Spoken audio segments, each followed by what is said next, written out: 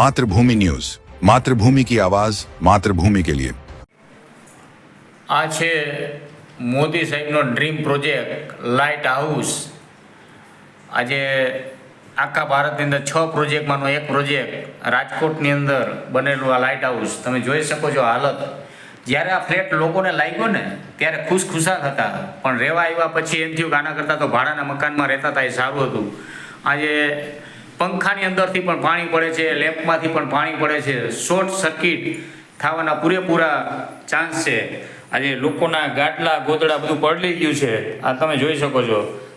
રૂમની અંદર swimming pool બની ગયા છે, આ જો બરાબર। તો આવી પરિસ્થિતિની અંદર લોકો કઈ રીતે રહી શકે? અને આ કોન્ટ્રાક્ટરનો પૂરેપૂરો ભ્રષ્ટાચાર છે, તમે જોઈ શકો છો બરાબર। કોઈ જગ્યાએ લોકો રહી શકે એવી પરિસ્થિતિ નથી।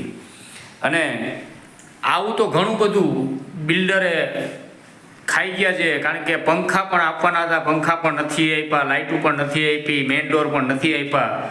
આજે ઘણી બધી આવાસોમાં સોલાર આપ્યા છે, પણ આજે અવળી મોટી સોસાયટીને એમાં પણ મોદી સાહેબનો ડ્રીમ પ્રોજેક્ટ હોય છતાં પણ આજે કોઈ જાતની સોલારની સુવિધા નથી।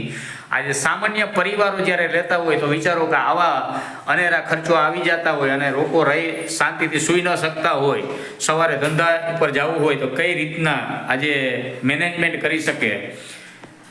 આજે 7 વર્ષ સુધી ન વેચી શકાય, ન ભાડે આપી શકાય, જેથી કરીને બીજે પણ રહેવા જઈ શકીએ। તો આવી સિચ્યુએશન છે લાઇટ હાઉસના લોકોની।